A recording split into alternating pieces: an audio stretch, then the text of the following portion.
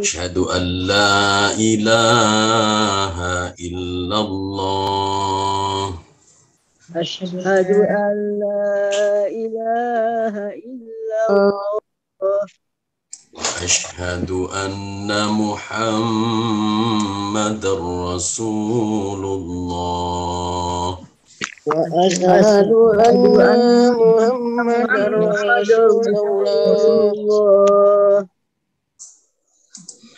رضيت بالله ربا رضيت بالله ربا وبالإسلام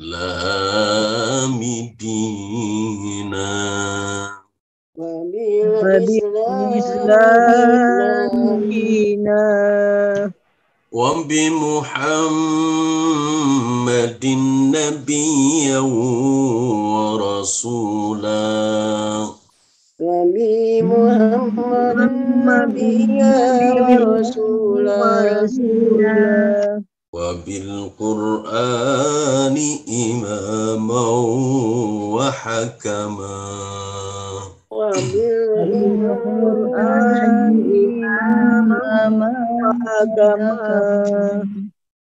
ربي زدني علما ربي زدني علما وارزقني فهما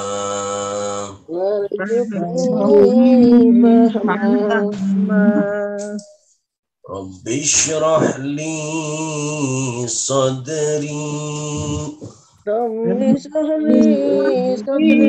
صدري ويسر لي أمري واحلل عقدة من لساني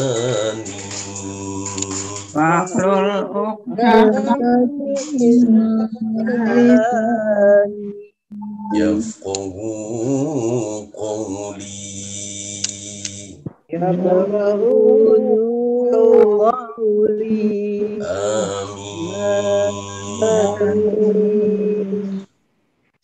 بسم الله والحمد لله والصلاة والسلام على رسول الله وعلى آله وصحبه ومواله ولا حول ولا قوة إلا بالله أما بعد. Puji syukur marilah kita panjatkan kehadirat Allah Subhanahu wa taala. Alhamdulillah pagi hari ini kita dalam keadaan sehat walafiat. Amin. Semoga apa yang kita lakukan pada kesempatan ini dicatat oleh Allah Subhanahu wa taala sebagai amal ibadah. Amin ya rabbal alamin.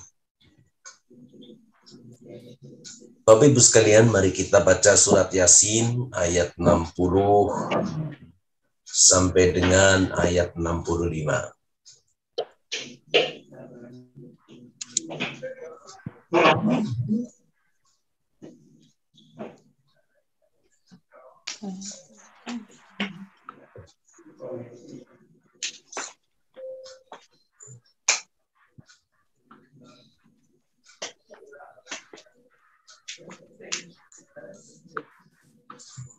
Bentar ya.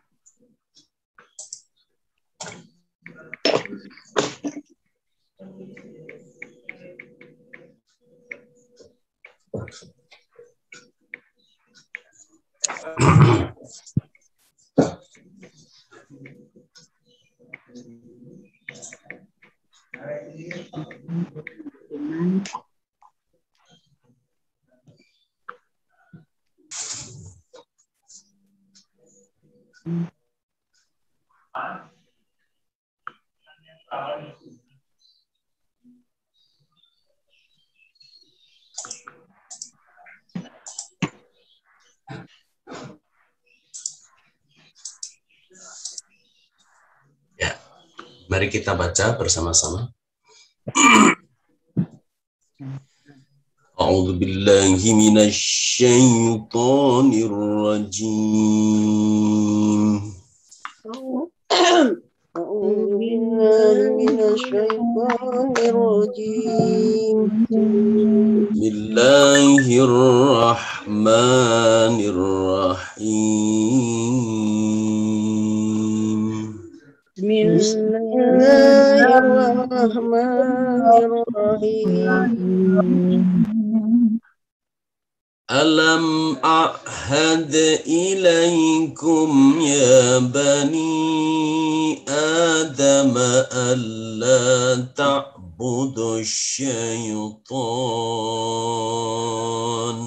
60 kan? ألم أعهد إليكم يا بني آدم ألا تعبدوا الشيطان Innahu lakum aduwwum mubin. إنه لكم عدو مبين Wa an i'buduni hadza siratum mustaqim. وأن اعبدوني هذا صراط مستقيم Walaqad adalla minkum jibillan katsira. ولقد أضل منكم جبلا كثيرا Afalam takunu ta'qilun. فلم تكونوا تعقلون Alam hadhihi jahannamul lati kuntum tu'adun. هذه جهنم التي كنتم توعدون Islauha al-yawma bima kuntum takfurun. اصلوها اليوم بما كنتم تكفرون Al-yawma nakhtimu ala afwahihim wa tukallimuna aydihim. اليوم نختم على أفواههم وتكلمنا أيديهم وتشهد أرجلهم بما كانوا يكسبون. وتشهد أرجلهم بما كانوا يكسبون. Sadaqallahul Aliyyul Azim.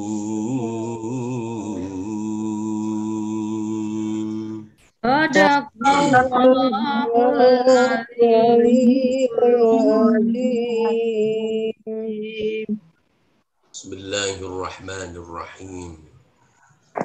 Tafsir surat Yasin ayat 60 sampai dengan ayat 65. Bapak Ibu sekalian,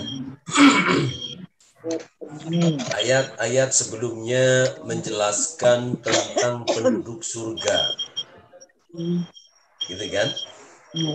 Penduduk surga. Lalu menjelaskan juga penduduk neraka. Orang yang dimasukkan ke dalam surga akan diberikan kenikmatan yang tidak pernah dirasakan di dunia. Dan kenikmatan yang tertinggi di surga nanti adalah berjumpa dengan Allah Subhanahu wa Ta'ala, di mana Allah menyampaikan salam kepada penduduk surga. Salamun qawlan mir rabbir rahim. Itulah kenikmatan terbesar. Tetapi sebaliknya bagi orang yang kafir, orang yang tidak beriman, orang yang menolak kebenaran, wamtazul yawma ayyuhal mujrimun. Orang itu mendapatkan kerugian yang besar. Lalu balasannya adalah neraka. Dijelaskan betapa neraka itu adalah sebuah kondisi yang tidak menyenangkan bagi penduduknya. Disiksa, diazab, yang entah sampai kapan azab dan siksanya itu akan berakhir. Itulah kondisi manusia.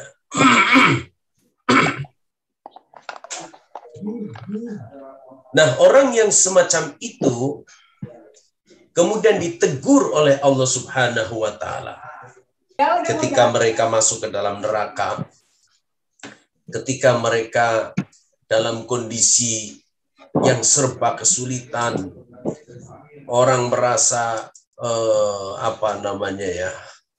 tersiksa di dalamnya, lalu meminta agar dikembalikan ke dunia. Rabbi laula akhortani ila ajalin qarib. Ya Allah, seandainya engkau kembalikan aku hidup di dunia, fa asaddaqa, tentu akan aku sedekahkan seluruh hartaku. Hartanya akan disedekahkan. Dia tidak bilang tuh, bukan sanusoli, aku mau sholat gitu, saya mau zakat, saya mau pergi haji, enggak. Tapi dia bilang fa'asoddaqo, aku akan sedekahkan seluruh hartanya. Kenapa ngomongnya begitu? Karena selama di dunia merasa bahwa dia tidak memanfaatkan hartanya di jalan Allah Subhanahu wa Ta'ala. Dia pegang erat-erat itu uangnya. Dia pegang erat-erat itu depositonya, tabungannya. Tidak mau berbagi. Masya Allah. Gitu kan?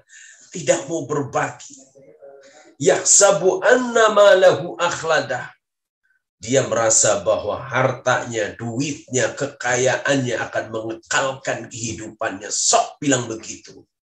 Tapi sebetulnya itu akan berakhir. Pasti akan ditinggalkan. Bapak Ibu sekalian, ada sebuah kisah. Kalau nggak salah di grup itu, di grup siapa ya, saya baca itu. Di grup pengajian atau siapa. Jadi ada konglomerat yang kaya raya, hartanya begitu sangat luar biasa. Di akhir hayatnya dia sadar bahwa dia tidak akan membawa seluruh harta yang dimilikinya. Lalu dikumpulkanlah ahli warisnya, itu anak-anak. Wahai anak-anakku, siapa di antara kalian yang sanggup atau mau menemani aku di dalam kuburan sehari saja? Pasti separuh dari harta ayahmu akan diberikan kepadamu. Ternyata nggak sanggup. Sehari saja nggak sanggup. Lalu ditawarkan pula kepada Oles, kalau sekiranya sehari nggak sanggup, tolong temani aku di kuburan 1 jam saja. Bodek, nggak mau. Akhirnya orang kaya ini pun meminta kepada kerabat saudaranya, siapa yang bisa atau mau menemani aku 40 hari di dalam kuburan, niscaya aku akan berikan separuh dari harta kekayaan yang aku miliki. Ternyata adiknya, pamannya, siapapun gak ada yang mau tuh. Gak sanggup. Akhirnya orang kaya ini memberikan sayembara, barang siapa yang bisa menemani aku di dalam kuburan selama 40 hari 40 malam, akan aku berikan separuh dari harta kekayaanku. Setelah 3 hari pengumuman itu, tibalah atau datanglah seorang tukang kayu. Pekerjaannya mencari kayu tuh. Akhirnya dia datang. Assalamualaikum. Waalaikumsalam. Perkenalkan, nama saya Fulan. Saya ini tukang kayu. Ini kampaknya saya bawa. Aku siap untuk menemani dirimu dikala engkau meninggal dunia di dalam kubur selama 40 hari 40 malam. Oke, akhirnya dicatat tuh orang itu. Satu ketika, akhirnya nih orang yang kaya raya ini meninggal dunia. Nah, begitu meninggal dunia, akhirnya dikubur. Nah, di bagian kuburannya itu dikasih sisa, agar si tukang kayu ini bisa duduk menemani. Nah, akhirnya si tukang kayu ini pun duduk menemani si jenazah orang kaya ini. Begitu 7 langkah orang yang mengiringi jenazah ini sudah pergi, datanglah malaikat Mungkar dan Nakir. Malaikat Mungkar dan Nakir datang berdua. Si tukang kayu ini berpikir bahwa malaikat Mungkar dan Nakir ini mau bertanya kepada si jenazahnya itu. Ternyata dugaannya meleset. Justru Mungkar dan Nakir itu bukan datang kepada si jenazah, tetapi datang kepada si tukang kayu. Tanya tuh Mungkar Nakir, siapa kamu? Lalu si tukang kayu pun menjawab, aku tukang kayu. Orang yang meninggal ini bersayembara, barang siapa yang menemani dirinya selama 40 hari 40 malam akan diberikan separuh hartanya. Kebetulan saya ini orang miskin, jadi saya berharap bisa mendapatkannya agar hidup saya lebih sejahtera. Oh begitu, kata malaikat Mungkar. Iya. Lalu malaikat Mungkar dan Nakir bertanya, apa yang kamu bawa itu? Ini adalah kapak. Kenapa kamu bawa? Ya, saya hanya bawa untuk jaga-jaga saja. Lalu ditanya lagi, kapak itu gunanya untuk apa? Ini kapak sehari-hari aku gunakan untuk menebang kayu. Oh, begitu. Ya sudah, malaikat ini pergi. Besok paginya malaikat datang lagi tuh. Tanya masih sekitar kapak. Wahai tukang kayu, dulu kamu kapak ini belinya dari mana? Dari si Fulan. Terus duitnya dari mana? Ya, saya berjualan kayu. Oh, begitu. Baik. Pergi lagi. Esok paginya datang. Si tukang kayu ini berpikir bahwa hari ketiga itu malaikat Mungkar dan Nakir akan bertanya kepada si jenazah yang sudah tergeletak. Tapi dugaannya salah. Malaikat ini masih bertanya seputar kapak itu. Wahai tukang kayu, kapakmu ini untuk menebang pohon yang mana? Oh, saya selalu menebang pohonnya yang ada di hutan belantara. Tentu saja itu tidak ada pemiliknya. Lalu kamu motongnya bagaimana? Motongnya itu secara serampangan apa teratur? Si tukang kayu menjawab, ya motongnya sesuai dengan kemampuan, tidak semuanya teratur. Terus dikemanakan kayu itu? Terus dijual. Oh, begitu. Hari keempat, hari kelima, sampai hari ke-40 si malaikat ini bertanya kepada si tukang kayu ini. Di hari ke-40 bertanya lagi. Kamu kampaknya ini setelah ini dikemanakan, terus bagaimana kamu menggunakannya? Begitu sudah selesai, dia langsung keluar dari kuburan itu. Orang-orang di luar sudah pada nunggu tuh. Pada nunggu, wah ini beruntung si tukang kayu mendapatkan separuh harta dari orang yang meninggal ini nih. Tapi ternyata si tukang kayu ini begitu keluar dari kuburan langsung lari pulang. Lari pulang gitu kan. Akhirnya dikejar tuh. Ditanya, kenapa kamu lari?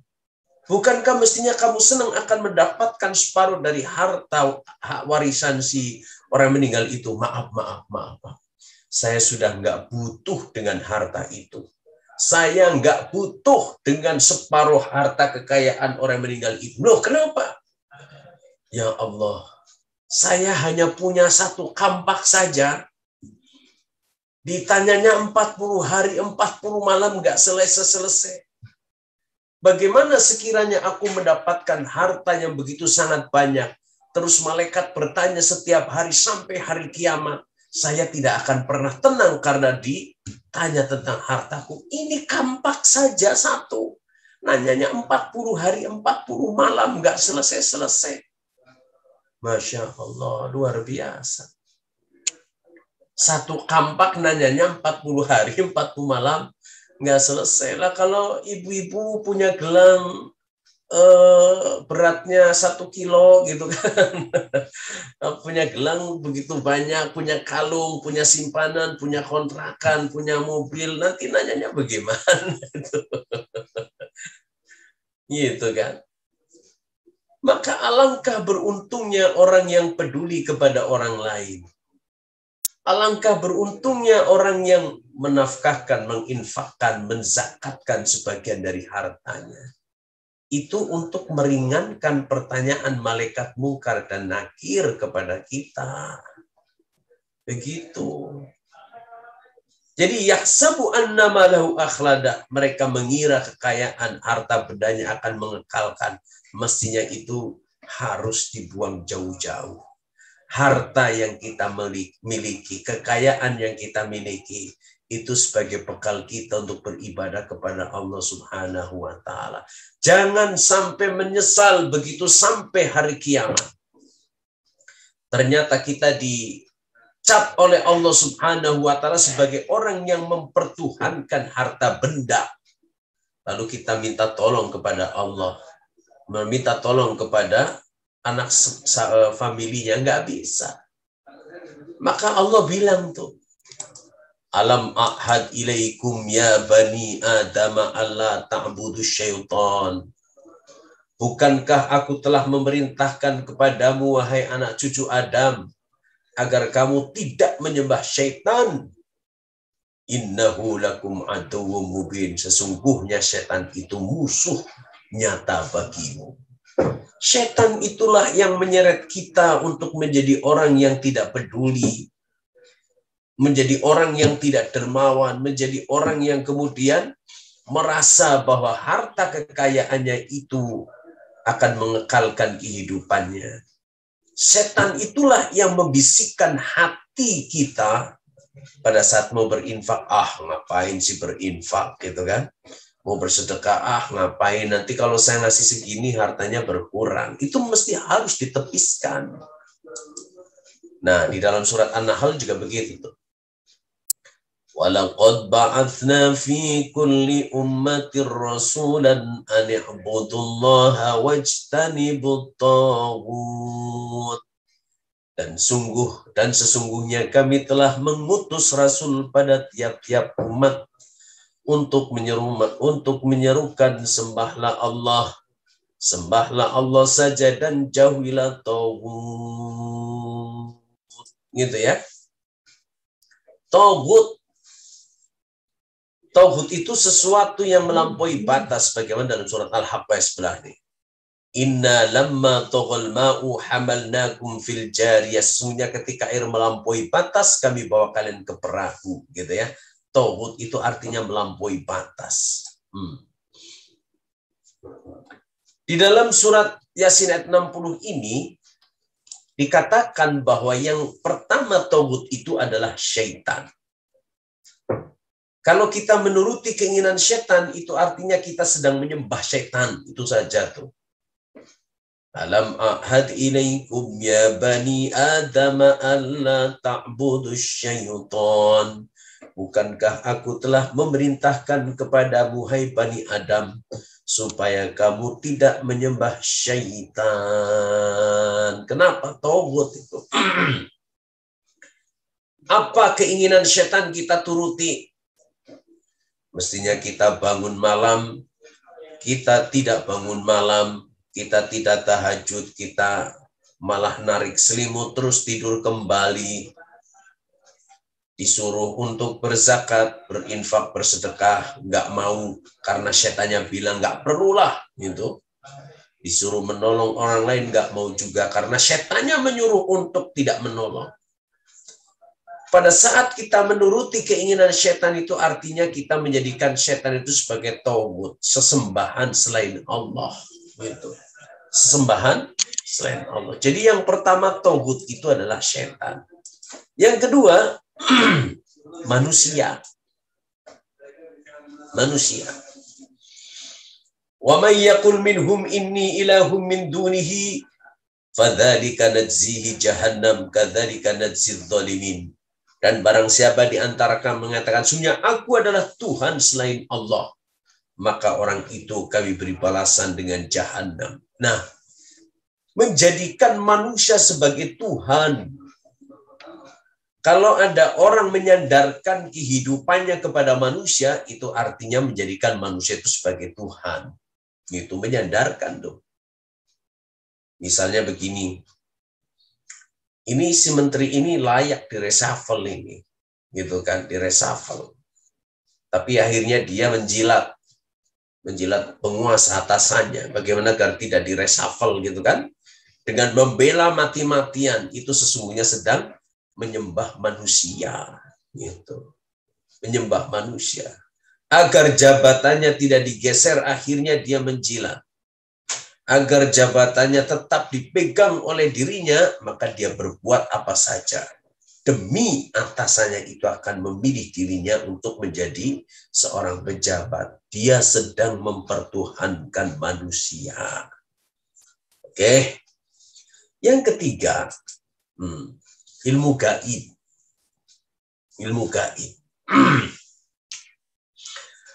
Orang yang percaya bahwa sesuatu itu bisa menghantarkan dirinya menuju ke satu kehebatan tertentu, gitu.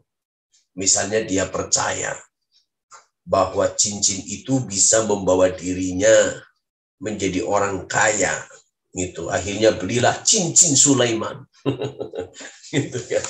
Cincin Sulaiman warnanya biru.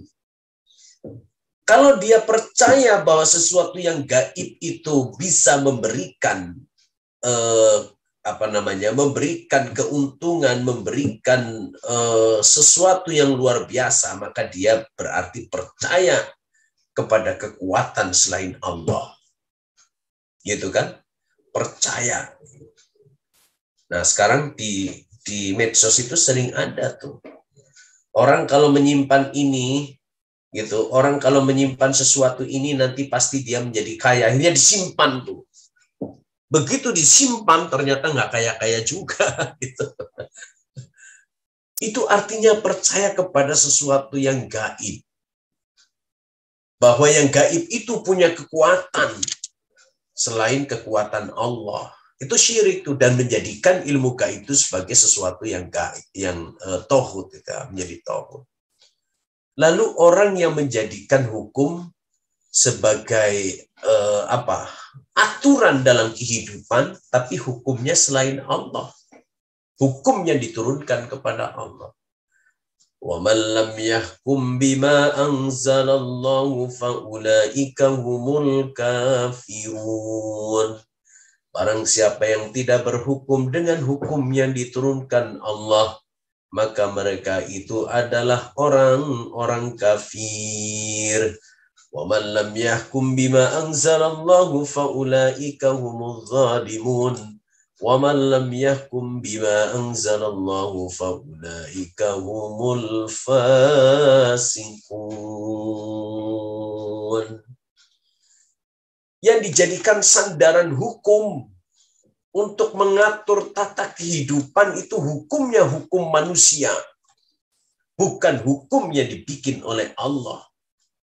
Maka hukum produk manusia itu adalah tauhid. Tauhid. Mestinya hukumnya yang ditegakkan adalah hukum yang diturunkan oleh Allah kepada manusia menurut melalui Rasulnya. Gitu ya. Ini dalam surat Al-Baqarah sudah dikatakan. La ikraha fiddin. Tidak ada paksaan untuk memasuki agama Islam. Qad tabayyana ar-rusydu minal ghayy. Sesungguhnya telah jelas jalan yang benar daripada jalan yang sesat. Faman yakfur bit-taghuti. Karena itu barang siapa yang ingkar kepada taghut, kepada sesembahan selain Allah, wa yu'min billahi, dan beriman kepada Allah, faqad istamsaka bil urwatil wuthqa, maka sesungguhnya ia telah berpegang kepada tali yang amat kuat, yang tidak akan terputus. Lang fisama laha wallahu sami'un alim. Dan Allah mendengar lagi, maha mengetahui. Jadi orang yang berlepas diri dari tauhid, dari mempersekutukan Allah, dari menjadikan harta, kekayaan, kekuasaan itu sebagai Tuhan, gitu. Kenapa? Karena dia hanya beriman kepada Allah saja. Itu dia akan dijadikan oleh Allah Subhanahu wa Ta'ala sebagai orang yang faqad istamsaka bil urwatil wuthqa, gitu. Ia telah jelas jalan yang benar daripada jalan yang sesat. Dia meniti jalan kebenaran dan pasti aman, gitu. Pasti aman. Sekarang meskipun di zaman modern masih banyak orang yang percaya dengan sesuatu yang kita nggak ngerti. Ambil sajalah peramal.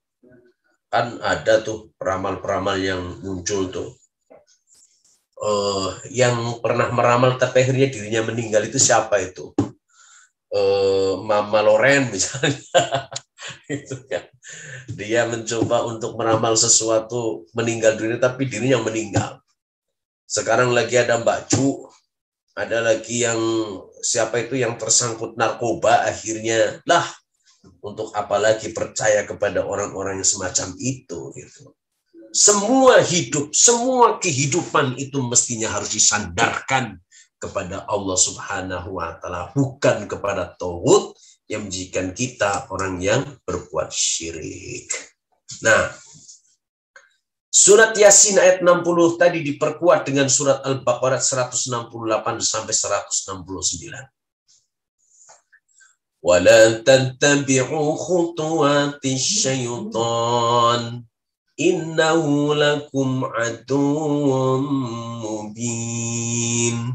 Dan janganlah kamu mengikuti langkah-langkah syaitan, karena sesungguhnya syaitan itu adalah musuh yang nyata bagimu. Innama ya'murukum bis-su'i wal fahsya. Sesungguhnya syaitan itu hanya menyuruh kamu berbuat jahat dan keji. Wa an taqulu 'ala Allahi ma la ta'lamun. Dan mengatakan terhadap Allah apa yang tidak kamu ketahui. Jadi kekuatan setan itu begitu dahsyat yang akan memberikan pengaruh negatif dalam diri kita. Alladzi yuwaswisu fi sudurin nas. Daerah kerjanya itu ada di dalam hati manusia. Jadi daerah kerja setan itu bukan di luaran diri manusia. Bukan berwujud di pojokan sana lalu berbentuk genderuwo, enggak. Berbentuk kuntilanak. Enggak, setan daerah kerjanya itu di hati. Karena dia adalah sesuatu yang gaib, tidak bisa melihat, tidak bisa terlihat. tapi dia membisikkan dalam hati manusia. Gitu ya, membisikkan dalam hati manusia. Oleh karena itu, agar kita bisa selamat dari api neraka, selamat dari kehidupan yang gundah gaulana karena tersesat, wa ani'buduni, maka hendaklah kamu menyembahku. Kata Allah tuh, hadza siratum mustaqim. Manusia, inilah jalan yang lurus. Jalan yang lurus itu mengabdi kepada Allah. Jalan yang ditempuh itu adalah jalannya Allah, bukan jalannya tauhid, bukan jalannya setan, tapi jalan yang sudah diberikan oleh Allah Subhanahu wa Ta'ala melalui Nabi dan Rasul. Nah, oleh karena itu Allah kemudian berfirman di dalam surat Al-Baqarah ayat 21.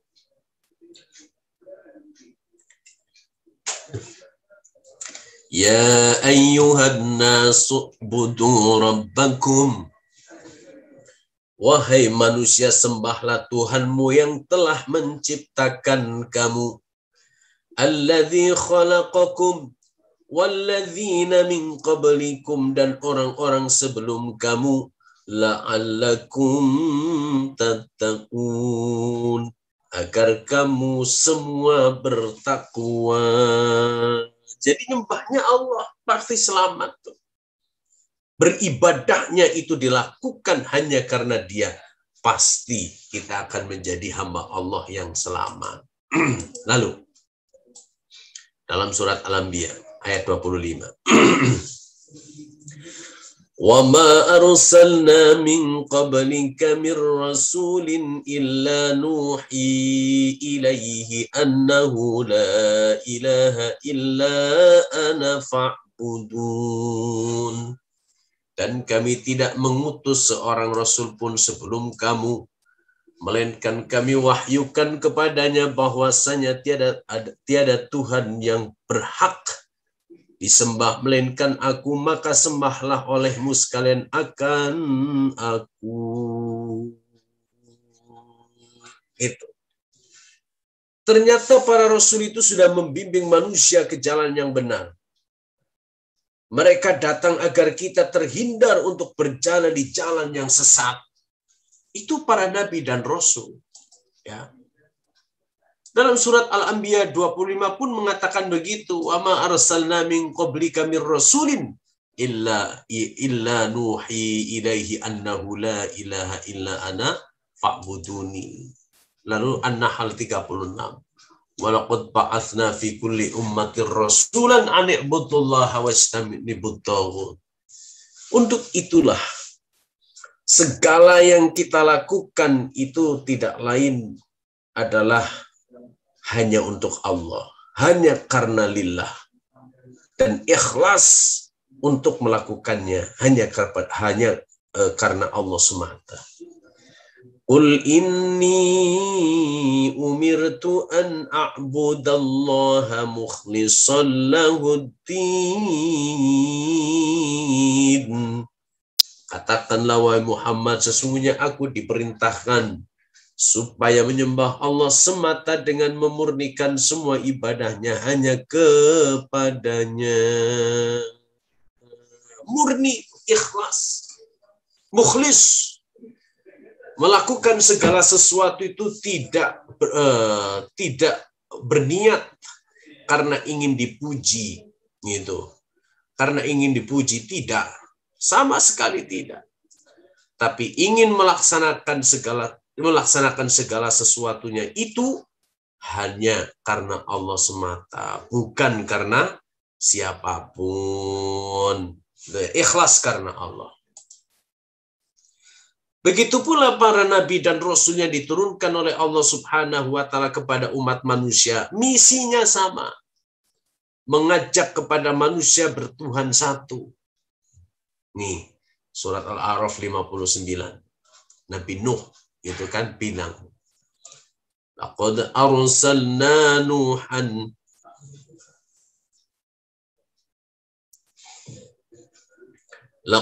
Laqad arsalna Nuhan ila qaumihi faqala ya qaumi ibudullah ma lakum min ilahin ghairuh inni akhafu alaikum azaba yaumin azim.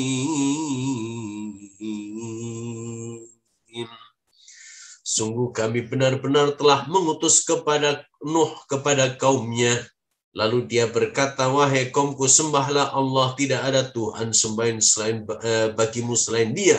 Sesungguhnya aku takut kamu akan ditimpa azab pada hari yang dahsyat. Nabi Nuh bilang begitu. Nabi Hud juga sama.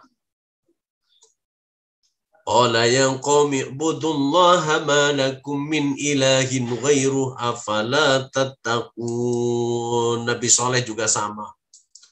Nabi Syuaib juga begitu. Nabi Muhammad juga sama, tapi cakupannya lebih luas. Lebih luas. Kalau Nabi Nuh, Nabi Hud, Nabi Soleh, dan seterusnya itu hanya lokal saja untuk kaumnya. Itu kaum yang hidup pada masa itu. Tapi kalau Rasulullah enggak. Rasulullah diutus oleh Allah Subhanahu wa Ta'ala sebagai rahmat bagi alam semesta.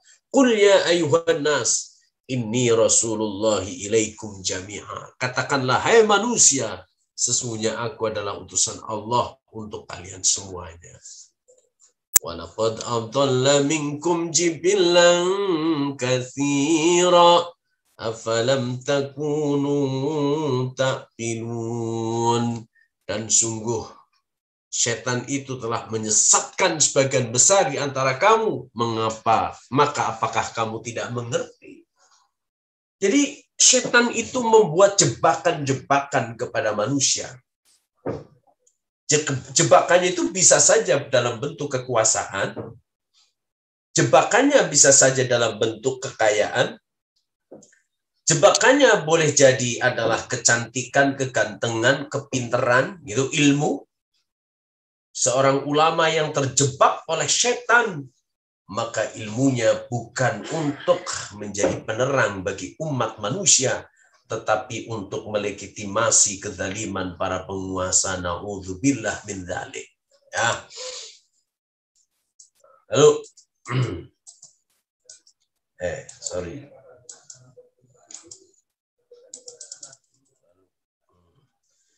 Ini adalah gambaran orang-orang yang dijebak oleh setan. Namrus misalnya. Sampai-sampai akhirnya dia merasa orang yang paling kaya. Bayangkan dia mati aja bawa emas intan permata. Dibawa. Tapi mau dibawa kayak apapun dia tidak akan pernah bermanfaat. Orang sudah mati kok. Memang orang sudah mati bisa makan bubur ayam. Bubur ayam aja nggak bisa. Apalagi soto Betawi, gitu kan? Nggak bisa tuh. Meskipun seluruh kekayaannya dibawa, dipendam bersamanya, mati. Orang ini ditipu oleh setan. Merasa kuat, merasa gagah. Toh pada akhirnya hancur. Hancur. Begitu pula Fir'aun. Gagah, perkasa, kaya raya, kekuasaannya tidak terbatas. Tapi dia terkena bujuk rayu setan. Sehingga dia mengaku dirinya sebagai Tuhan. Lalu Qarun juga begitu. Qarun ketika sedang berjalan-jalan ditanya tuh, hei Qarun, kamu sungguh kaya raya, dari mana kekayaanmu? Dia dengan sombong mengatakan, kekayaanku itu berasal dari kekayaanku itu berasal dari orang tuaku, gitu. Padahal kalau dalam sejarah enggak, orang tuanya miskin.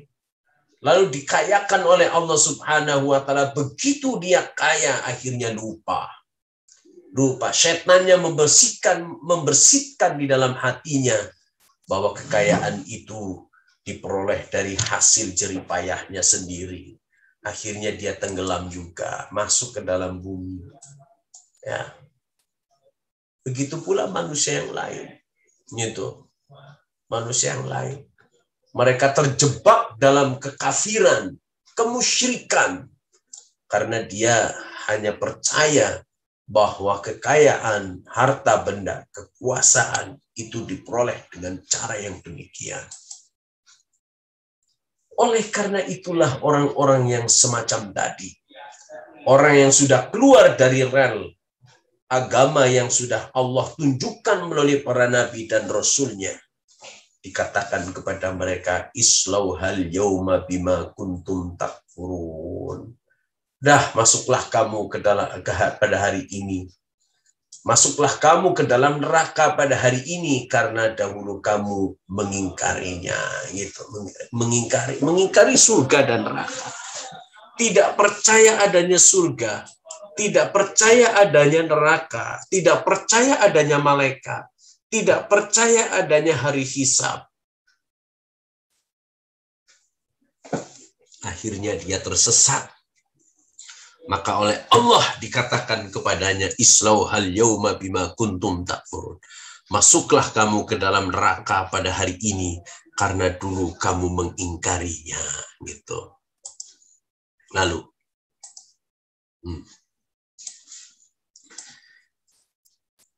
benar. Di dalam neraka itu seperti apa? Digambarkan dalam surat Yasin di awal ya. Inna ja'alna fi a'naqihim aghlalan fahiya ilal alqani fahum mukmahun.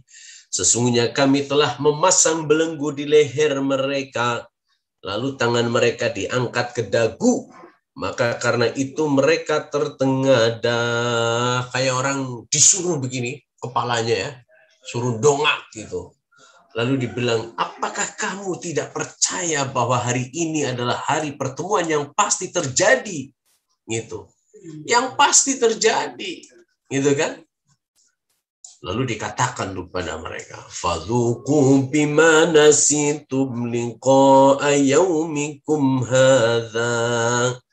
Maka rasakanlah olehmu azab ini disebabkan kamu melalaikan pertemuan dengan harimu ini atau hari kiamat. Sesungguhnya kami pun melalaikan kamu dan rasakanlah azab yang kekal atas apa yang telah kamu kerjakan. Jadi lupa tuh. Qarun itu dulunya miskin. Tapi begitu diajari oleh Nabi Musa bagaimana mendulang emas, lalu dia sukses.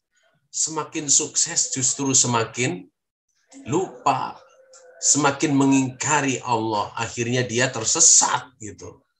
Tersesat. Dharhum ya'kulu wa yatamatta'u wa yulhihimul amalu fasawfa ya'lamun. Biarkanlah mereka di dunia ini makan dan bersenang-senang dan dilalaikan oleh angan-angan kosong mereka. Kelak mereka akan mengetahui akibat perbuatannya. Silahkan mereka berjalan dengan sombong karena hartanya. Atau hidup sombong karena kekuasaannya. Please, monggo silahkan. Monggo. Semena-mena gitu kan. Lalu memperlakukan orang semaunya sendiri. Masya Allah. Silahkan dong.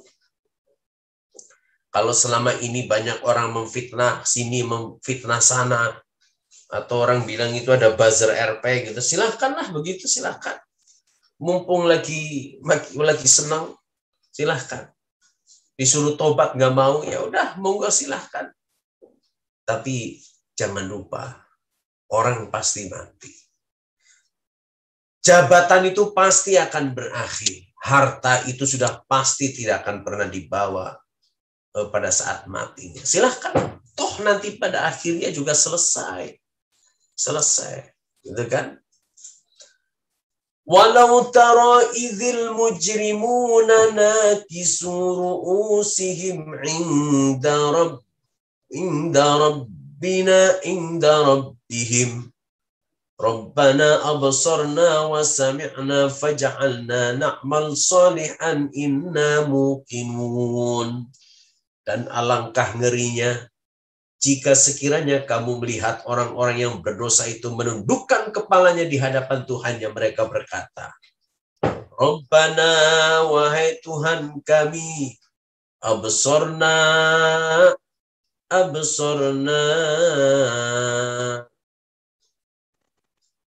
Ya, sebentar.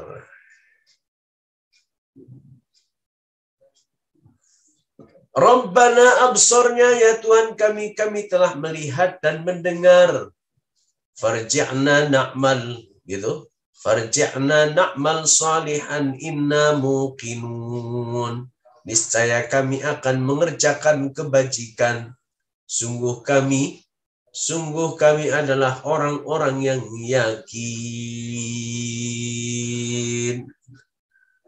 Orang yang berdosa itu sudah pasti akan tertunduk kepalanya, tidak bisa berdiri tegak. Ya di dunia saja begitu. Coba wakil DPR namanya Aziz Samsudin. Waktu memimpin sidang itu, wah garangnya luar biasa. Tapi ketika terkena OTT oleh KPK, dianggapnya korupsi, sudah nggak punya wajah sekarang itu. Wajahnya bukan wajah seorang penguasa. Wajahnya adalah wajah yang tidak berharga, gitu. Tidak berharga.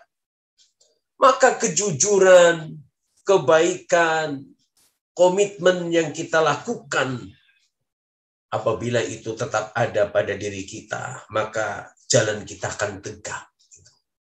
Jalan kita akan tegak. Tapi sebaliknya ketika kita sering berbuat dosa, maka kita malu kepada Allah dan pada akhirnya jalannya pun tertunduk. Gitu ya. Oke. Kata Allah, hadhihi jahannamul lati kuntum tu'adun. Inilah neraka jahanam yang dahulu telah diperingatkan kepadamu.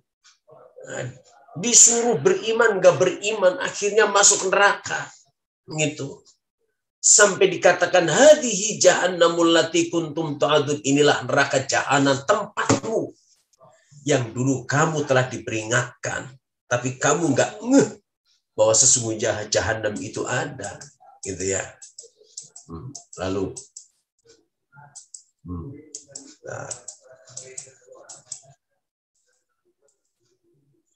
Nah.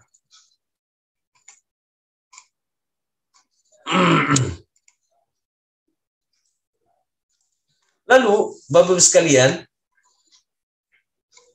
Allah bilang begini di ayat 60, hadhihi jahannamul lati kuntum islauhal yauma bima kuntum takfurun. Al yauma nakhtimu ala afwahihim wa tukallimuna aydihim wa tashhadu arjuluhum bima kanu yaksibun. Disangkanya orang yang hidup di dunia nanti pada saat di akhirat, dia tidak akan dimasukkan ke dalam neraka. Dia tenang-tenang saja.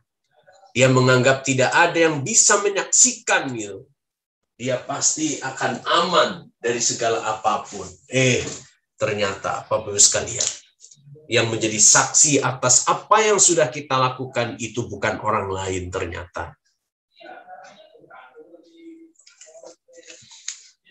Tapi yang akan menyaksikan perilaku kita, amal kita, gitu, perbuatan kita, tidak ada lain adalah anggota tubuh kita. Al-yawma nakhtimu ala afwahihim. Pada hari ini kami tutup mulut mereka.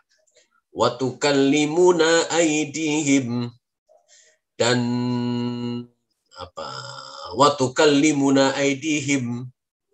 Tangan mereka akan berkata kepada kami, wa tashhadu arjuluhum, dan kaki mereka akan memberi kesaksian terhadap apa yang dahulu mereka kerjakan, wa tashhadu arjuluhum bima kanu yaksibun.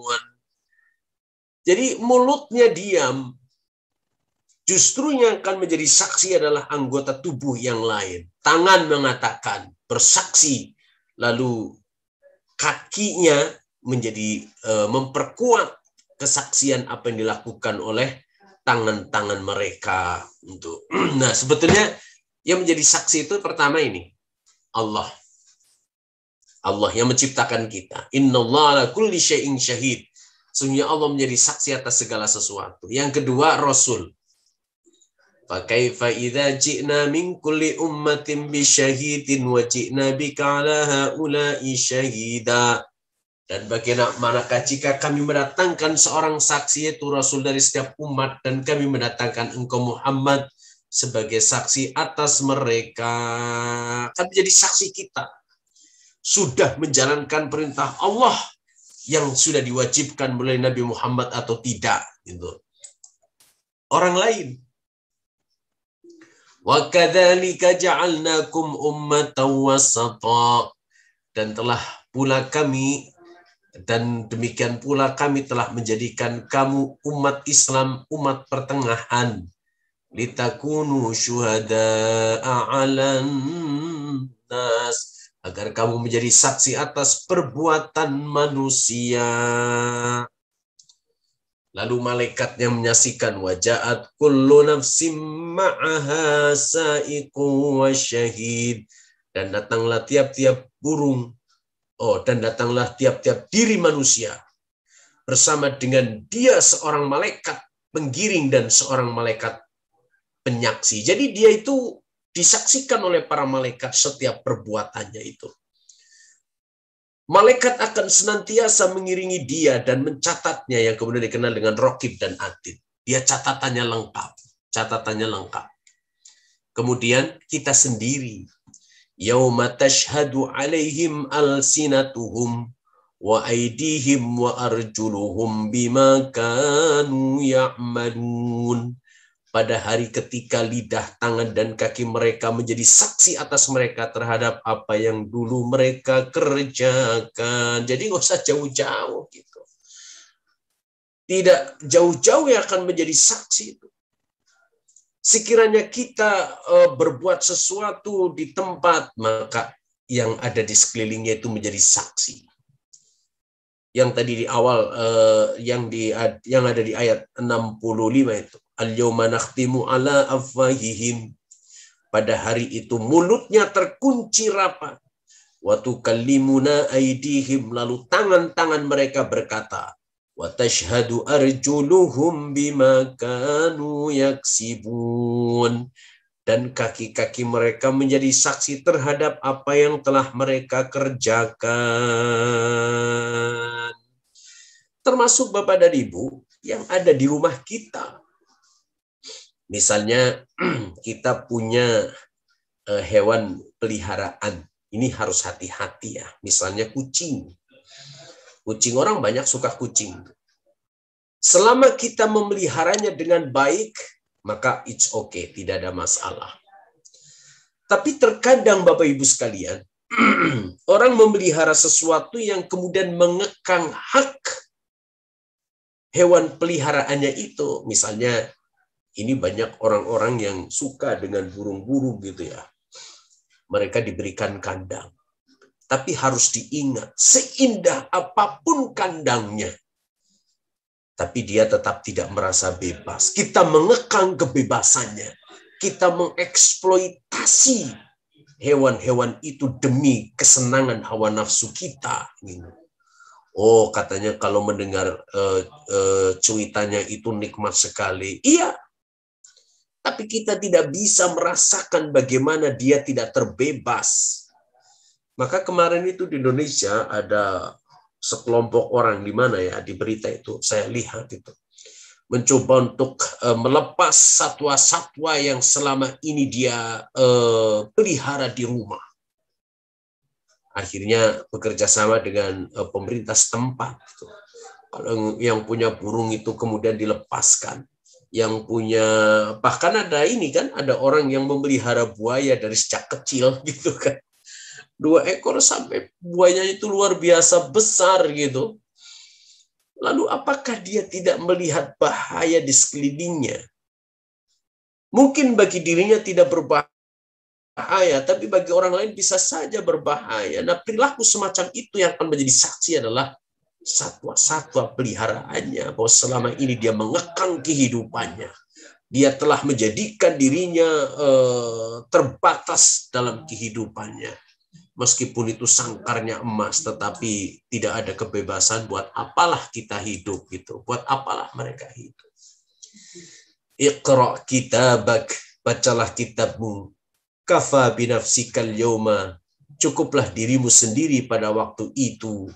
Alaika hasiban, sebagai penghisab terhadap dirimu. Jadi sesungguhnya kita sudah paham lah. Sudah paham. Waktu sebelumnya ada yang bertanya kan itu, yang syairnya pun Nuwas. Ilahi las tulil firdausi ahla, gitu kan. Ya Allah, tidaklah pantas aku masuk ke dalam surgamu, wala aqwa ala naril jahimi, dan aku tak mampu seandainya kau lemparkan aku ke dalam nerakamu. Fahabli taubata waghfir dzunubi, oleh karena itulah terimalah tobatku gitu. Waghfir dzunubi, dan ampunilah dosa-dosaku gitu. Fa innaka ghafirudz dzambil azim, sesungguhnya engkaulah yang maha pengampun dari dosa-dosa yang besar. Nah, oleh karena itulah ayat 60 sampai 65 surat Yasin ini mesti harus menjadi pelajaran bagi kita semua. Bahwa segala yang kita lakukan, segala yang kita amalkan sebetulnya itu disaksikan bukan hanya oleh anggota tubuh kita, tetapi juga disaksikan oleh Allah, disaksikan oleh orang lain, disaksikan oleh benda-benda yang ada di sekeliling kita. Untuk itu kita mesti harus berhati-hati.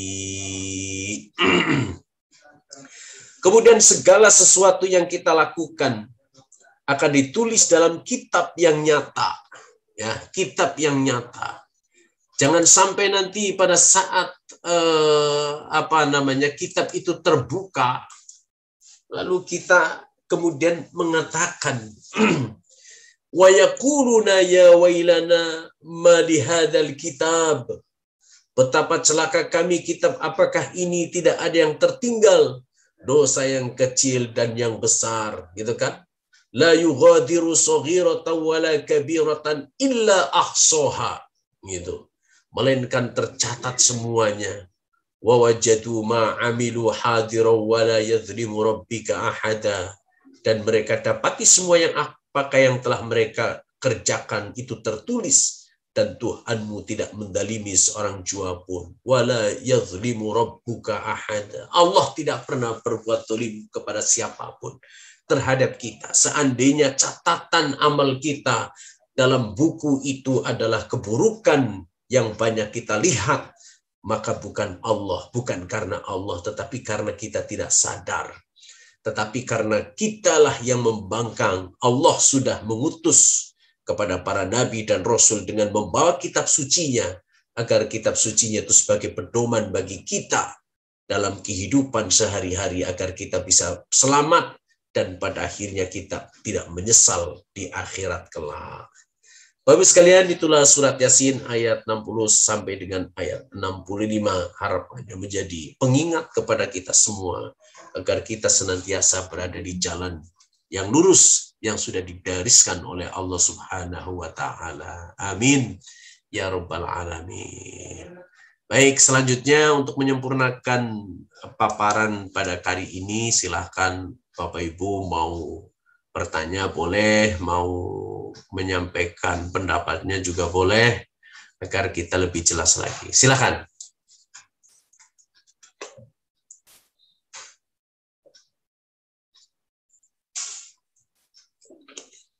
Ada yang mau ditanya? Ya, saya Pak mau nanya Pak. Silahkan. Ya, ini Pak, ada orang yang selalu meminta sedekah ke kami ya Pak ya. Tapi selalu kami kasih, tapi akhirnya orang itu menjadi ladang kerjaannya meminta-minta. Terkadang mungkin ada bisikan setan, nggak usah kasih deh gitu. Apakah itu bagaimana menurut Islam gitu Pak? Karena kadang-kadang akhirnya dia nggak kerja karena dia seorang laki-laki dan masih sanggup untuk bekerja. Apakah kita selalu mengasih terus itu apakah salah juga gitu? Itu aja Pak. Terima kasih Pak. Di dalam surat wa amma sa'ila fala tanhar wa amma bi ni'mati rabbika fahaddits, gitu kan ya. Ya, Pak. Adapun orang-orang yang meminta itu, fala takhar, janganlah kamu bentak gitu. Atau janganlah kamu kecewakan. Nah, orang yang meminta-minta seperti karena orang-orang yang meminta-minta itu bukan karena kebutuhan atau bukan karena profesi, itu harus kita beri itu. Harus kita beri gitu. Kalau orangnya itu bukan profesinya meminta-minta.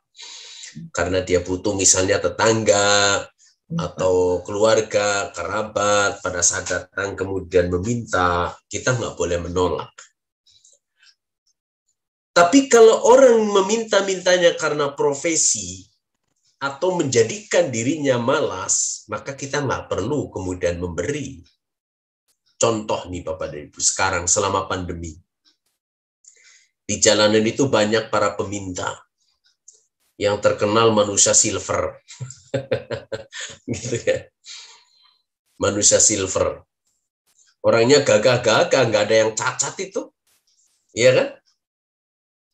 Atau dia dengan sekarang modelnya itu dengan pakaian badut. Gitu. Lalu meminta-minta. Anaknya pun dibawa sampai malam hari kalau saya lihat itu. Saya kasihan.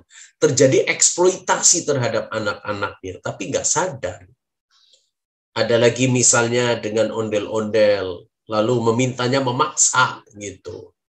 Memintanya memaksa. Atau dengan cara apapun lah ya, nongkrong di jalan. Nah, kalau itu yang dilakukan, kita mestinya nggak perlu memberi gitu.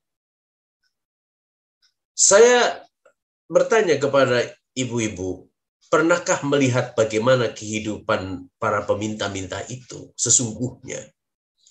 Yang kita lihat itu kan hanya di jalan, memelas, gitu kan? Kadang-kadang hanya minta makan saja. Tapi dalam kehidupan seharinya itu nggak kayak gitu, Bapak dan Ibu. Di tempat saya tinggal itu ada beberapa pengemis, mungkin sekitar 10 kali gitu ya. 10 tuh. 10. Itu berangkatnya sama perginya seperti saya waktu berangkat itu. Bahkan gini, kalau saya lagi lewat dari masjid itu, subuh-subuh, mereka sudah naik ojek. Gitu. Sudah naik ojek, lalu diantar ke tempat mana gitu. Itu sebagai profesi gitu. Kalau yang mengemisnya sebagai profesi itulah yang dilarang oleh Rasulullah SAW yang kemudian menimbulkan kemalasan. Menimbulkan kemalasan. Peminta-minta yang ada di jalanan, segar bugar. Kalau ada yang catat, oke lah, cacat gitu ya misalnya. Karena mereka sudah bekerja. Misalnya dia kakinya buntung misalnya. Tapi sesungguhnya Bapak dan Ibu, kalau kita melihat tadi saya katakan, kehidupan sesungguhnya itu tidak seperti yang ditampakkan pada saat di jalanan. Karena saya melihat sehari-hari itu di dekat rumah saya, mereka Masya Allah, ke masjid aja enggak, Masya Allah. Lalu saya nggak tahu sholat apa tidak, tapi begitu jam 4 pagi mereka sudah Masya Allah, sudah rame gitu kan. Rame, sudah siap-siap untuk bekerja dalam tanda kutip meminta-minta gitu kan. Nah, meminta-minta apabila itu dijadikan sebuah profesi itu yang diharamkan. Tapi kalau minta itu karena untuk tetangga kita, karena ada sesuatu yang perlu kita bantu, maka bantulah, silahkan. Wa ammasa ila fala tanhar. Kalau ada orang meminta fala tanhar, jangan dihardik. Gitu. Kita berikan semampu kita. Tapi yang bukan profesi ya, ingat. Bukan profesi. Gitu. Misalnya tetangga kita, Assalamualaikum, Bu. Mohon maaf ini saya lagi mintanya aja beda gitu kan. Assalamualaikum, waalaikumsalam. Bu, mohon maaf, saya ini lagi kekurangan ini. Saya minta sedikit deh gitu. Fala tanhar. Maka tidak boleh dihardik. Gitu. Nah, begitu pula etika ketika kita tidak akan memberi kepada para peminta-minta, ya sudah cukup diam saja gitu. Nggak perlu kita bilang misalnya kamu masih segar bugar, nggak perlu begitu. Jadi kita juga punya akhlak untuk menolak bagaimana agar pada saat kita tidak memberi, mereka juga tidak tersinggung. Sebetulnya kewajiban pemerintahlah bagaimana mereka agar tidak turun ke jalan untuk meminta-minta gitu. Sekarang sudah ada undang-undangnya tuh. Kalau orang lagi di jalan, kita misalnya naik mobil, lalu ada orang minta-minta, kemudian kita memberi, itu bisa dihukum loh Bapak dan Ibu. Bisa dihukum, karena itu melanggar ketertiban di jalanan. Maka kita juga mesti harus hati-hati. Nah sekarang misalnya begini, yang meminta itu orang yang punya kepentingan.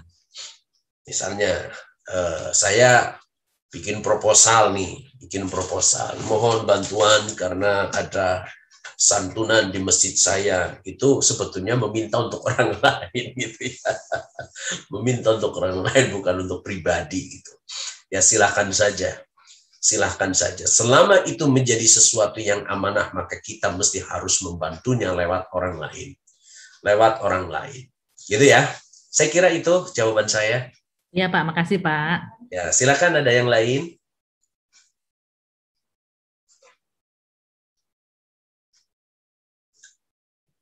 Ada? Assalamualaikum Pak. Waalaikumsalam warahmatullahi wabarakatuh. Silakan. Tadi terkait binatang, itu Bapak yang tadi bilang binatang piaraan ya Pak ya, itu kucing. Ini tetangga depan tuh punya kucing gitu, tapi kucingnya itu boleh tiap hari tuh selalu buang kotoran di halaman rumah saya gitu. Padahal saya nggak punya pembantu Pak ya. Aduh saya gimana gitu. Tapi ketika saya bilang tuh kucing ini, dianya marah gitu. Dia bilang ya pokoknya dia ngomel dengan segala macam lah gitu, ngatain kalau orang yang nggak sayang sama kan kucing itu binatang sayang Rasulullah. Pokoknya dia ngomel bilang orang yang nggak sayang sama binatang tuh orang yang nggak punya ya katakanlah punya akhlak lah seperti begitu. Pokoknya malah itu gimana ya Pak? Jadi kucing itu ya saya semprot pakai air lah, pas semprotan apa aja yang ada yang gitu Pak ya kalau dia pas masuk rumah, karena tiap hari gitu Pak, kadang dia naik ke mobil gitu kan, nah loncat nggak tahu gimana kok bisa masuk, itu gimana Pak kita menghadapi? Oke. Sekarang pernyataan bahwa kucing itu binatang kesayangan Rasul, kucing yang bagaimana dulu gitu kan ya. Itu jangan sampai kemudian membuat alasan, misalnya orang mencelakai kucing lalu merasa merasa bersalah, akhirnya dikubur, lalu apalah dari ritual apa, nggak perlu seperti itu, nggak perlu begitulah. Kenapa kita lebih berperi kekucingan daripada berperi kemanusiaan gitu kan ya. Sama kucing begitu sayang sekali, tetapi kepada orang itu begitu bencinya gitu. Maka ketika kita memperlakukan hewan peliharaan ya sewajarnya saja. Lalu bagaimana kalau itu milik tetangga kita gitu kan? Tetangga kita. Mestinya orang yang punya hewan peliharaan itu bertanggung jawab, tidak mengganggu orang yang ada, mengganggu tetangganya, gitu kan? Memelihara hewan peliharaan itu hukumnya mubah. Ingat ya, mubah artinya boleh. Tapi mengganggu tetangga itu hukumnya haram. Ingat itu. Ya kan? Mengganggu orang yang hidup di sebelahnya itu hukumnya haram. Maka ketika ada orang yang punya peliharaan, lalu dia tidak memanage hewan peliharaannya itu dengan baik, tetapi justru mengganggu orang lain, maka dia berdosa, gitu, berdosa. Nah, kita sebagai tetangganya ketika melihat seperti itu, nah, kitanya yang mesti harus harus mencari akal bagaimana agar kucing itu tidak masuk ke rumah kita. Misalnya nih, Ini kasus saya sendiri tuh. Kadang-kadang kucing itu masuk ke rumah gitu. Kalau masuk ke rumah kucing pasti kan cari makanan gitu kan. Oh, akhirnya saya perhatikan saja nih kucing itu lewatnya mana nih? Pagar sebelah mana? Oh, ternyata ada pagar yang bisa celah yang dimasukin oleh kucing gitu. Oleh kucing. Maka akhirnya saya kasih kawat biar kucing itu nggak masuk ke rumah gitu. Nggak masuk ke rumah. Apalagi kalau misalnya masuk ke rumah lalu pup di rumah, Masya Allah. Tapi kucing itu kalau pup kan baunya luar biasa gitu. Maka untuk menghindari konflik dengan tetangga kita yang punya peliharaan kucing itu ya kita mesti harus itu tadi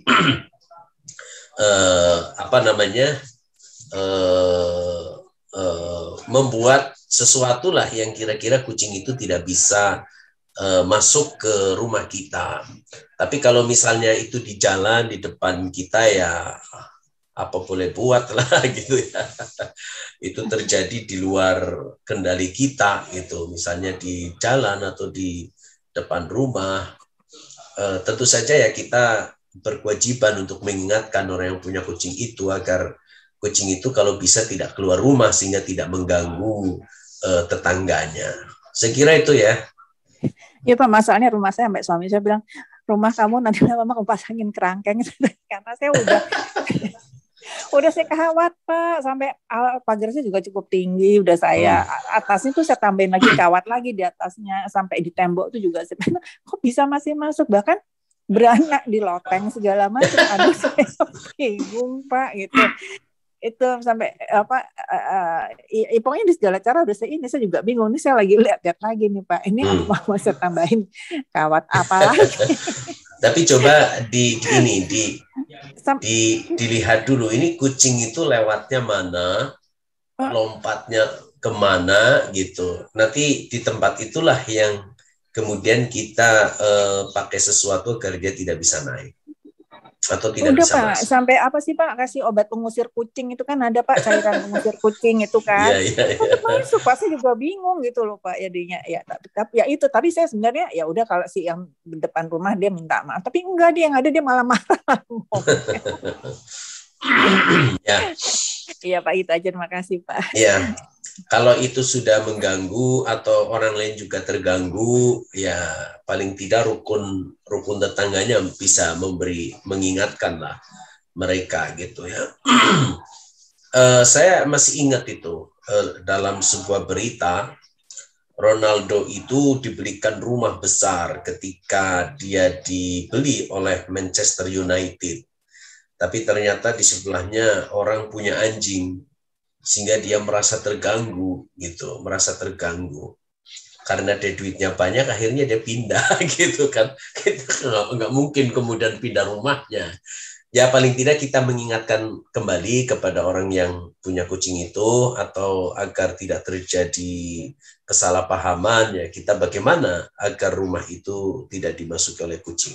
Nanti pada saatnya juga bisa terselesaikan gitu ya. Iya Pak, insya Allah, terima kasih Ya. Pak. Baik, ada lagi silakan. Saya Pak. Silakan. Assalamualaikum warahmatullahi wabarakatuh. Waalaikumsalam. Banyak sekali WA yang masuk Pak. Contoh seperti tadi ya, Bapak contohkan si tukang kayu yang mau menemani ini. Kemudian di bawahnya itu ada tambahan begini, misalnya kalau ini Anda sampaikan pada 7 orang, maka Anda akan mendapatkan gitu loh. Nah, ini jadi banyak yang ngirim juga, ini jangan dia percaya dengan ada seperti itu.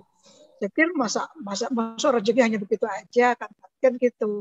Nah, ini termasuk apa namanya, syirik apa bukan begitu loh. Tetapi gini Pak, saya pernah dapat saran gitu. Kalau ada yang kata-kata seperti itu katanya itu adalah dari orang-orang yang Yahudi atau Nasrani atau apa namanya yang di Iran itu apa tuh Pak? Syiah gitu loh, Syiah gitu. Jadi makanya setiap itu sebenarnya bagus, isinya kayaknya bagus ya. Tapi begitu ada kata-kata itu saya sudah nggak tertarik lagi. Tapi bagi percaya apakah itu satu syirik apa bukan? Kemudian beberapa hari yang lalu, katakan ada siapa yang berdoa pada malam itu akan dikabulkan, karena itu hanya datang sudah 100.000 tahun. 100.000 tahun. Masya Allah mengabulkan hanya 1000 tahun sekali. Saya pikir begitu juga. Nah, ini kalau tidak di-share-kan, itu akan gimana gitu. Nah, jadi itu hal-hal yang membuat syirik apa bukan. Okay. Yang kedua, misalnya ada suatu orang yang punya usaha begitu, terus dia penjaga ini. Setiap yang menjaga, ada orang yang menjaga saat itu menjaganya si A gitu, maka dia laris gitu. Tapi suatu ketika yang A ini pindah, maka dengan lain itu menjadi tidak laris. Katakan, wah dia itu tidak bawa hoki orang ini, gitulah. Nah, ini ada suatu keyakinan seperti ini gimana gitu, Pak? Oke, baik. Sudah?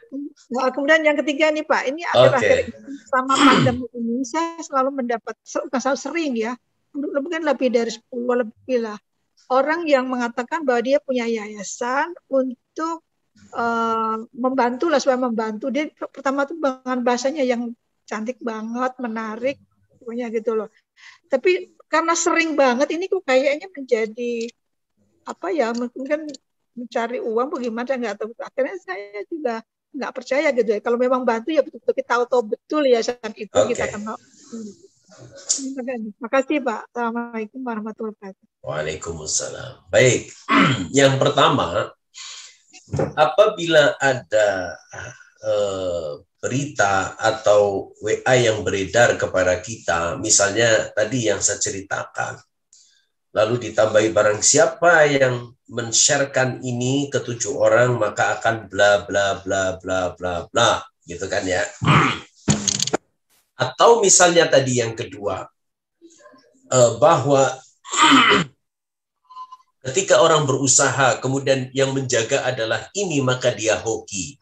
Kalau enggak berarti tidak hoki. Nah, kalau yang pertama tadi itu perlu dicek dulu. Gitu, dicek dulu. Ada enggak landasan yang menjadikan bahwa ketika nge-share satu berita itu nanti akan mendapatkan ini dan itu. Gitu ya. Kalau yang kisah tadi saya kira sih nggak ada gitu, nggak ada. Tapi kalau di-share itu untuk agar orang bisa berpikir, bermuhasabah, it's okay, tidak ada masalah. Tapi kalau sudah ada embel-embelnya bahwa kalau di-share 7 kali maka kamu akan begini, itu perlu dicek kembali gitu. Saya kira sih nggak ada dasarnya gitu ya, nggak ada dasarnya. Atau nanti dalam bentuk lain, misalnya ada ini, ada itu. Kalau misalnya Anda share begini nanti dalam waktu yang singkat Anda akan mendapatkan rezeki dari mana gitu, dari mana. Gitu. Jadi tidak perlu kemudian dipercayai hal-hal yang semacam itu. Maka agar yakin mesti harus ditanyakan kepada ahlinya. Itu ditanyakan agar mendapatkan jawaban bahwa sesuatu itu benar atau salah. Gitu ya. Lalu percaya dengan hoki itu syirik. Gitu ya. Yang memberikan rizki dan yang membagi rizki itu bukan hoki, tapi Allah Subhanahu wa Ta'ala. Gitu ya. Sehingga kalau ada orang percaya bahwa seandainya yang menjaga toko ini, maka kemudian laris, hoki itu karena ini, maka itu hukumnya syirik. Gitu. Karena kita percaya bahwa ada kekuatan lain yang bisa memberikan rizki selain Allah, maka hukumnya syirik. Gitu ya. Hati-hati. Lalu yang ketiga, ketika kita akan menyalurkan infak, sedekah, zakat, itu sebaiknya kepada orang yang dikenal, gitu. Sebaiknya kepada orang yang dikenal. Sehingga ada buktinya bahwa zakat, infak, sedekah itu disalurkan kepada orang yang membutuhkan. Kalau tidak dikenal, sebaiknya tidak. Kadang-kadang datang juga ke rumah saya, gitu kan. Datang kemudian membawa ini, membawa itu, gitu. Tapi saya tanya dulu gitu, apakah Bapak dan Ibu sudah lapor ke RT, gitu. Kalau belum, silahkan lapor dulu ke RT, gitu. Jangan langsung ke rumah, karena aturannya warga lain yang akan meminta sumbangan kepada warga di sini itu sepengetahuan RT dan RW. Saya tunggu kalau sudah ada sepengetahuan RT dan RW, saya akan berikan sumbangan kepada Bapak dan Ibu, gitu kan. Ternyata nggak balik lagi. Kalau nggak balik lagi berarti itu bohong gitu, bohong, gitu kan? Ya. Begitu banyak orang yang melakukan hal semacam itu, gitu ya. Dan itu sekarang dengan canggih luar biasa, bukan hanya sekedar datang membawa proposal, tetapi juga itu lewat media sosial, minta untuk disumbang dan sebagainya. Ya, oleh karena itu saya sarankan kepada Bapak dan Ibu apabila mau berinfak, bersedekah itu kepada orang-orang yang dikenal, sehingga kita bisa mempercayai bahwa sedekah itu pasti akan disalurkan kepada yang berhak. Saya kira itu Bu Nurhayati. Terima kasih Pak. Sama-sama. Masih ada yang lain? Satu lagi, silakan.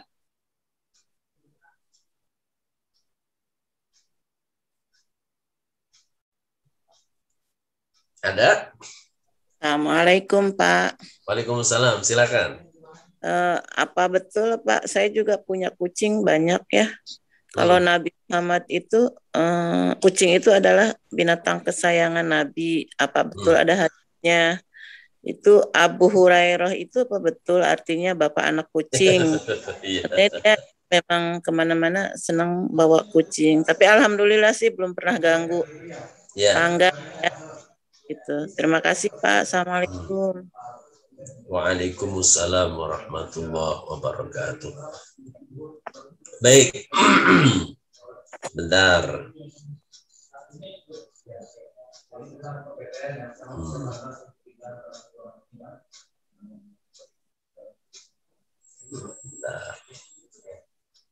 Baik.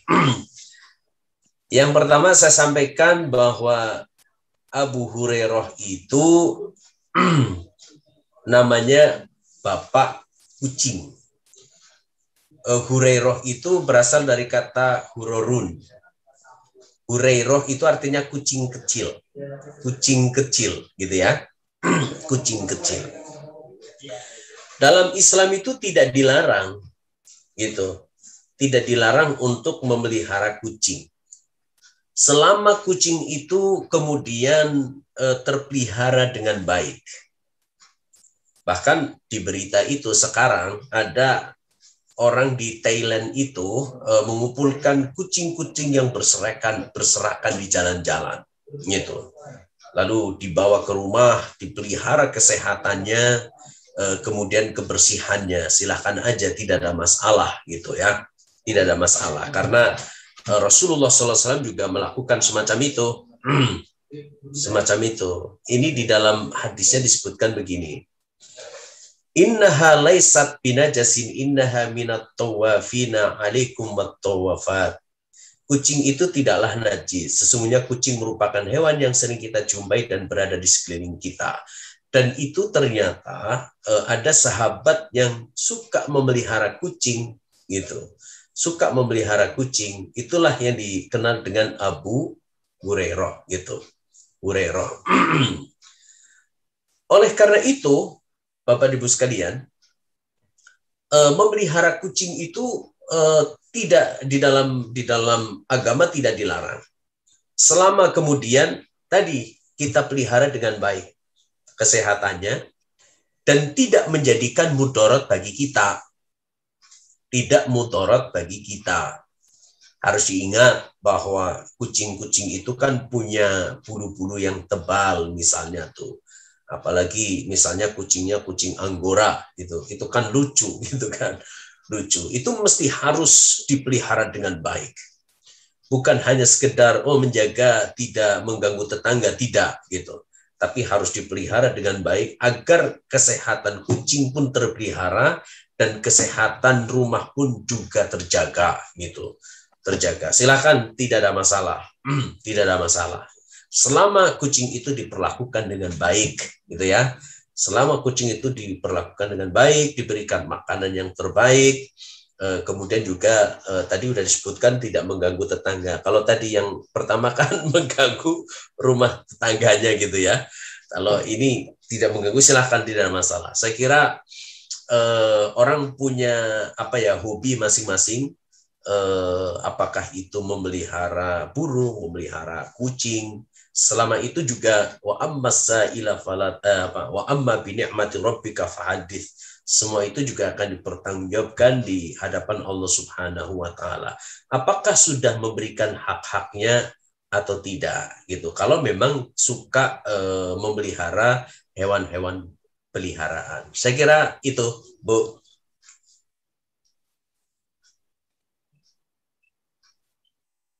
Ada lagi?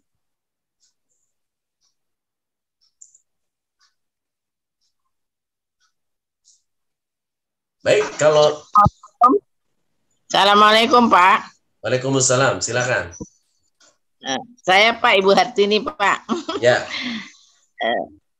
Di luar tema boleh, Pak, tanyanya, Pak? Ya, silakan.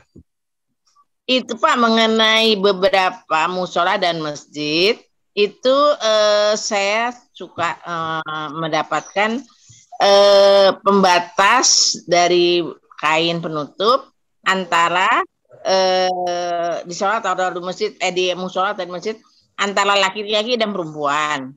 Ada yang bolong-bolong, ada yang rapat sama sekali tinggi, sama saya nggak kelihatan imamnya sholat.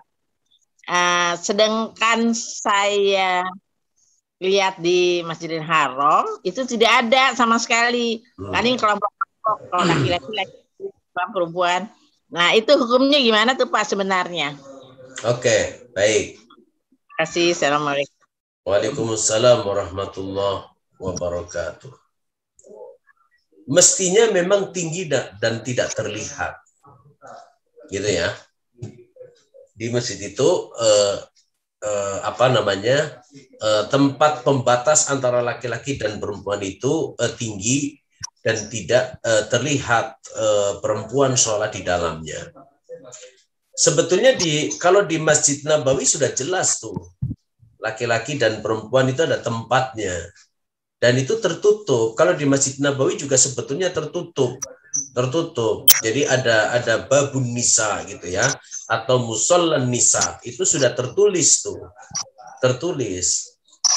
Begitu pula di Masjidil Haram itu sebetulnya ada tempatnya khusus bagi wanita, itu juga ada tempatnya untuk melindungi agar tidak terlihat. Cuman persoalannya ketika di Masjid Nabawi dan di Masjidil Haram, para jamaah wanita ini saja yang kurang memperhatikan gitu. Mereka malah ingin bergabung dengan laki-laki. Saya perhatikan itu banyak jamaah, terutama di Masjidil Haram ya, begitu qomat, yang perempuan itu masih berada di barisan laki-laki dengan harapan dia bisa sholat di bawah itu dan dekat dengan Ka'bah. Akhirnya diusir oleh askar untuk kembali ke tempatnya perempuan, yaitu di tempat yang sudah dikhususkan dan itu ada tirainya gitu. Bentuknya itu memakai besi gitu ya. Jadi sebaiknya tirai di dalam masjid atau musola itu yang tinggi dan tidak jamaah laki-laki tidak bisa melihat ibu-ibu. Gitu ya, Ibu.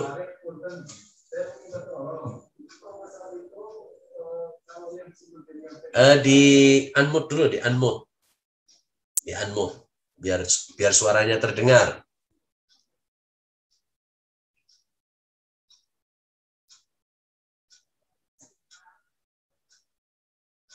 Oke. Nggak terdengar, itu di unmute dulu, di unmute mic-nya.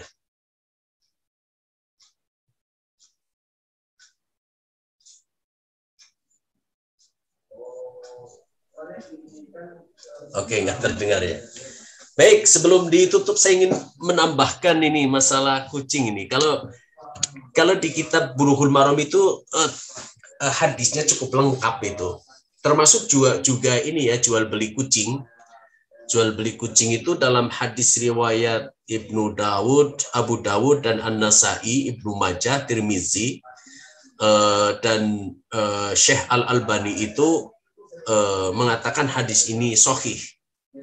Anan Nabiya sallallahu alaihi wasallam naha an thamanil kalbi was-sanauri. Nabi sallallahu alaihi wasallam melarang dari hasil penjualan anjing dan kucing. Sebetulnya jual beli kucing itu tidak diperbolehkan. Tidak diperbolehkan. Kalau sekarang ini kan ada tuh jual beli kucing, bahkan jual beli anjing, dan harga kucing itu wah ada yang sangat mahal sekali gitu ya. Ada yang sangat mahal sekali, begitu pula anjing itu juga ada yang harganya sangat mahal sekali. Tetapi tetap pesan saya bahwa memelihara hewan peliharaan itu diperbolehkan dengan Islam selama itu dipelihara dengan baik, terjaga kesehatannya, dan kita juga mampu menjaga kesehatan dalam rumah ya, agar juga tidak tidak membawa penyakit yang membahayakan orang-orang yang ada di dalam rumah. Dulu pada masa Rasulullah itu ada deklarasi untuk membunuh anjing, gitu. Ada perintah untuk membunuh anjing. Kenapa? Karena saat itu dalam kondisi rabies, gitu ya, banyak anjing-anjing yang terkena rabies dan itu berbahaya bagi kehidupan manusia. Maka diinstruksikan oleh Rasulullah bahwa anjing-anjing yang semacam itu mesti harus dibunuh. Itu harus dibunuh karena itu membahayakan kesehatan masyarakat di Madinah pada waktu itu. Baik, saya kira cukup. Nanti kita ketemu lagi insya Allah di hari Senin yang akan datang. Mudah-mudahan Bapak dan Ibu dalam keadaan sehat walafiat. Amin.